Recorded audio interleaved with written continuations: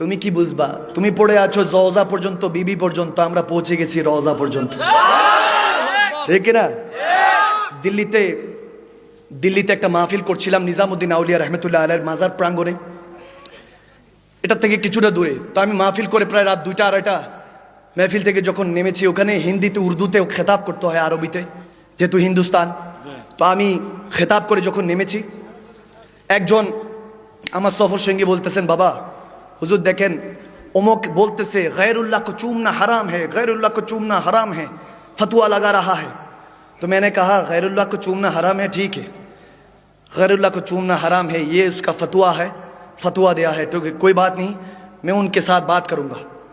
तो ওই মৌলবী সাহেব বলতেছেন আল্লাহ ছাড়া কাউকে চুমা দেওয়া হারাম, হারাম, শিরক, ফতোয়া দিয়ে নেমেছেন। স্টেজ থেকে নামার পর ওনার কোলে ওনার বাচ্চা ছিল, দেখলাম যে বাচ্চা কান্না করছে, মনে হয় রাত গভীর হয়েছে, বাচ্চা ঘুমে ডিস্টার্ব হয়েছে। এখন বাবা সন্তানকে কোলে নিয়ে রেখেছে, সন্তান যখন কান্না করছে বাবার অন্তরে মায়া লাগছে, এখন দিছে বাবা সন্তানকে গালের মধ্যে চুমা। কি খারাপ লাগছে? তাফসির হয়েছে, ওয়াজ হয়েছে, মাঝে মাঝে ওয়াশও লাগে, ঠিক না? এই ওয়াশ ব্রেন ওয়াশ না, এই ওয়াশ হলো কলবের ওয়াশ, ঠিক না? এটা হলো ওযু। কি খারাপ লাগছে? আচ্ছা, এখন যখন আমার সফর সঙ্গী বললেন যে বাবা হুজুর দেখেন কি করছে, আমি বললাম হ্যাঁ यही तो बात है। আমি যা ধরলাম বাবাকে, বললাম আসসালামু আলাইকুম, या मोहतराम কেমন আছেন, कैसा हाल है? मैंने पूछा कि आप ठीक है, सब कुछ हाल चाल पूछने के बाद मैंने कहा कि हजरत आपसे एक सवाल है, একটা প্রশ্ন আপনার কাছে, প্রশ্নের উত্তরটা দিবেন। তো উনি বলতেছেন যে জি বলুন, কি প্রশ্ন? তো উর্দুতে খেতাবাত চলছিল, আমি বাংলায় আপনাদেরকে বোঝানোর জন্য বলছি। তো আমি বললাম হযরত আপনার কোলে আল্লাহ না গায়রুল্লাহ? উনি বলে আস্তাগফিরুল্লাহ, এটা আমার ছেলে আব্দুল্লাহ। আমি বললাম আলহামদুলিল্লাহ। এতটুকু যেহেতু পরিবর্তন হয়েছে, বাকিটা পরিবর্তন করে দিবেন কে? আওয়াজ দিয়ে বলেন কে? আমি বললাম হযরত সারা রাত আমার নবীর উম্মতদেরকে, আল্লাহর বান্দাদেরকে বুঝালেন গায়রুল্লাহ কো চুমনা হারাম হে, শিরক হে, বেদাত হে, ইয়ে সেব ও হা, বিভিন্ন জিনিস বুঝালেন, বেদাত, শিরক, গায়রুল্লাহকে চুমু খাওয়া। এখন যে আপনি চুমু খেলেন, এটা কোন বেদাত? এটা কি হালাল না হারাম? বলতেছে হুজুর এটা তো আরাম। এটা কি আরাম? আমি বললাম কেমনে? বলতেছে হুজুর ছেলে আমার, সন্তান, তার কষ্ট আমার সহ্য হচ্ছে না, আমি বাবা, আমার মায়া লেগেছে, এজন্য চুমু দিয়েছি, এটা তো জায়েজ আছে। আমি বললাম হযরত আপনি আপনার স্ত্রীকে বলেন তো ভালোবেসেছেন কিনা? বলে হ্যাঁ ভালোবেসেছি। মহব্বত করেছেন তো বিধায় আপনার সন্তান এসেছে। যখন মহব্বত করেছেন, আমার তো মনে হয় জীবনে একটা ফোঁটাও আদর করেন নাই। বলে না করেছি। আমি বললাম বলেন কি আপনি শিরক করেছেন? শিরক করে আরেকটা শিরক পয়দা করছেন। আমার তো মনে হয় আপনার বাপ দাদা সবাই শিরক করে আপনাকে পয়দা করাইছি। বলে হুজুর না, ওটা তো ঠিক আছে, শিরক না, এটা তো মহাব্বত, ঠিক না? উনি বলতেছে, বলে হুজুর এটা মহাব্বত। আমি বললাম তাহলে কেন গালাতটা বুঝালেন, ভুলটা বুঝালেন মানুষকে? আপনি বলছেন চুমু খাওয়া হারাম, আমরা তো বলছি চুমু খাওয়া হারাম।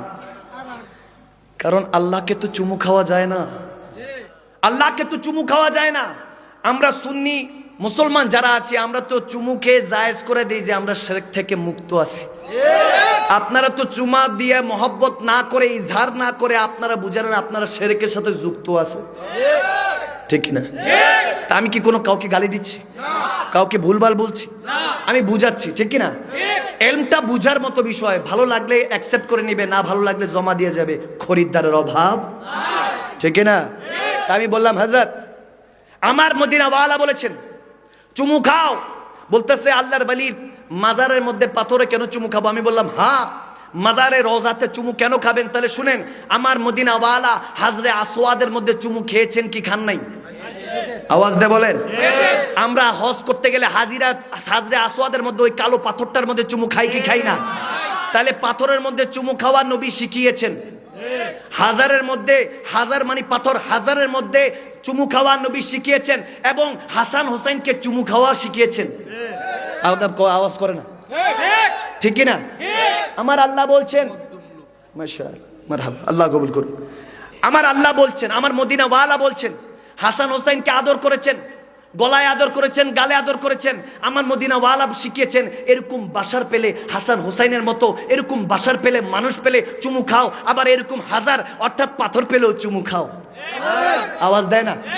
যদি জান্নাতি পাথর হয় চুমু খাও, জান্নাতের সর্দার হলে চুমু খাও। আর যদি সেই পাথর আর জান্নাতি পাথর আর জান্নাতি মানুষ একসাথে শুয়ে থাকে, তখন সেটা রওজা মুনাওয়ার হয়ে যায়, সেটা রওজা হয়ে যায়। আমার মদিনা ওয়ালা যখন রওজায় মুনাওয়ারার মধ্যে শুয়েছেন, মদিনা ওয়ালা এমন জান্নাতি মানুষ এবং জান্নাতি পাথর, আমার মদিনা ওয়ালা হাজারকে পাথরকে চুমু খাওয়া শিখিয়েছেন, বাশারকেও পাথরকে মানুষকেও চুমু খাওয়া শিখিয়েছেন। এজন্য হাজার এবং বাশার, পাথর এবং মানুষ যদি একসাথে হয়, আল্লাহর ওয়ালি হয়, আল্লাহর খাস বান্দা হয়, জান্নাতি মেহমান হয়, তাদেরকে চুমু খাওয়াই।